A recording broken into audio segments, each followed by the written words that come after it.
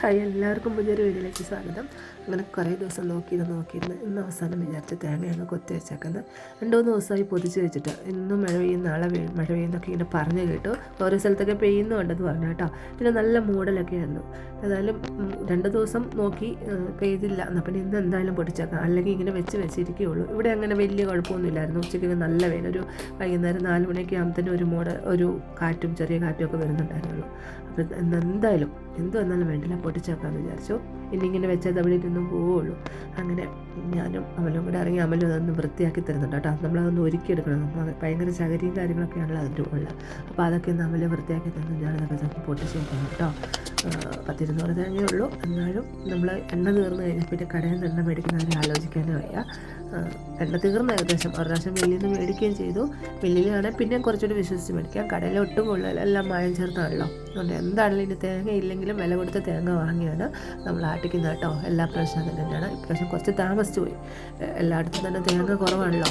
തെങ്ങുണ്ടെങ്കിലും തേങ്ങ കുറവാണ്, കായ് പിടുത്തം കുറവാണ്. എന്താണെന്നറിയത്തില്ല. വളമിടുകയും വെള്ളമൊഴിക്കുകയും ചെയ്യുന്നിടത്തും എല്ലാം അങ്ങനെ തന്നെയാണ്. എന്തായാലും ഇപ്രാവശ്യം ഒരു 200 തേങ്ങ പൊട്ടിച്ച് വെക്കുകയാണ്. അങ്ങനെയാവുമെന്ന് അറിയത്തില്ല. മഴയൊന്നും പെയ്യാതെ നന്നായി കിട്ടിയാൽ കുഴപ്പമൊന്നുമില്ല. അപ്പം ഞാനതൊന്ന് വേഗം ഒന്ന് പൊട്ടിച്ച് എടുക്കട്ടെ കേട്ടോ.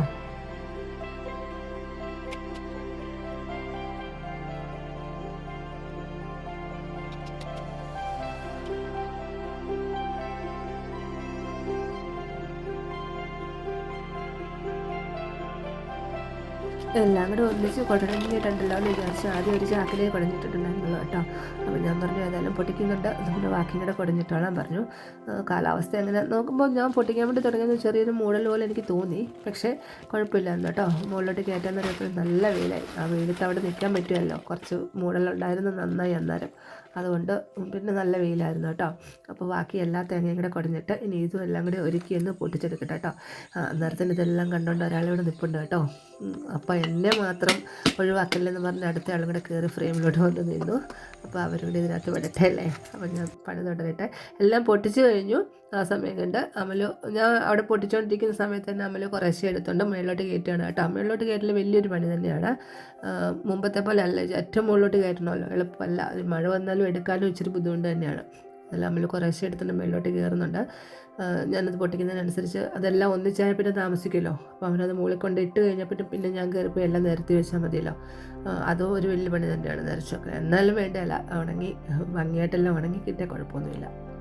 അങ്ങനെ അമലും അതായത് മുകളിലെല്ലാം കൊണ്ട് ഇട്ടിട്ടുണ്ട് കേട്ടോ. ഞാനും കൂടെ ഇനി കയറി ചെല്ലണം, എല്ലാം കൂടെ ഒന്ന് നിരത്തി എടുത്തേക്കണം. അതിന് മുമ്പ് അവിടെ എല്ലാം അടക്കയിട്ടിരുന്നായിരുന്നു കേട്ടോ. ഞാൻ ഈ മഴയുടെ മൂടൽ വന്നുകൊണ്ട് 2-3 കൂട്ടം അടക്ക എടുത്ത് വെച്ചേക്കാണ്. നല്ലപോലെ ഉണക്കായത്.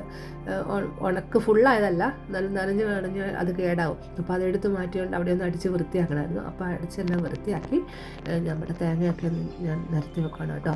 ചില തേങ്ങയൊക്കെ ഇങ്ങനെ കൂർത്തിരിക്കുന്നത് നേരെ ഒന്നും ഇരിക്കുകയല്ല. 2 ദിവസം ഇച്ചിരി പ്രശ്നം തന്നെയാണ്. ഇന്ന് നല്ല വെയിലാണ്, ശരിക്കും ഉണങ്ങിക്കോളും കേട്ടോ. കാരണം വെള്ളം അധികം ഇല്ലായിരുന്നു, എല്ലാം തന്നെ വെള്ളം പറ്റിയ തേങ്ങയായിരുന്നു. നല്ല ഉണക്കായ തേങ്ങയായിരുന്നു. കുറേയെല്ലാം കൊപ്ര പോലെ ആയതുമായിരുന്നു കേട്ടോ. അപ്പോൾ വെള്ളം പറ്റിയതായതുകൊണ്ട് പെട്ടെന്ന് ആയിക്കോളും. ഇന്ന് തന്നെ ഏകദേശം വെള്ളമെല്ലാം ചിലതിൻ്റെ വെള്ളം ഉണ്ടായിരുന്നില്ല, അതെല്ലാം ഉണങ്ങിക്കോളും എന്ന് വിചാരിക്കുന്നു.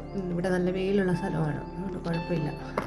എല്ലാം കൂടെ നിരത്തി വെച്ച് ഇനി വലയിട്ട് മൂടുകയും കൂടെ ചെയ്യണം കേട്ടോ. അല്ലെങ്കിൽ കാക്കയുടെ ശല്യമുണ്ട് ഭയങ്കര. നമ്മൾ വിചാരിക്കുന്ന പോലെ എല്ലാം കൊത്തി ഇലയിലേയും കൊണ്ടിടും. ഒരു തിന്നുമൊന്നുമില്ല, ഒരു കൊത്ത് വെച്ചിട്ട് ഇലയിലേയും കൊണ്ടിടും. അപ്പോൾ ഇതെല്ലാം വലയിട്ട് ഒന്ന് മൂടി സെക്യൂറാക്കി വെച്ചിട്ട് ഇറങ്ങി പോകാമെന്ന് വിചാരിക്കണം കേട്ടോ. അത് കഴിഞ്ഞപ്പോൾ പണി തീർന്നു. ഇനിയിപ്പം 2-3 ദിവസം 2-3 കുറേ ഉണക്ക് വേണ്ടി വരും. എല്ലാം കഴിഞ്ഞ് കഴിയുമ്പോഴത്തേനും 2 ദിവസം കഴിയുമ്പോൾ ഇത് കുത്താനാവും. അപ്പോൾ അത് കുത്താൻ നേരത്തെ ഞാൻ ബാക്കി വീഡിയോ എടുക്കാം കേട്ടോ. ഇനി ഞാൻ പോയി ബാക്കി പണിയൊക്കെ ചെയ്യട്ടെ കേട്ടോ. അപ്പോൾ എല്ലാവർക്കും ഒരുപാട് നന്ദി.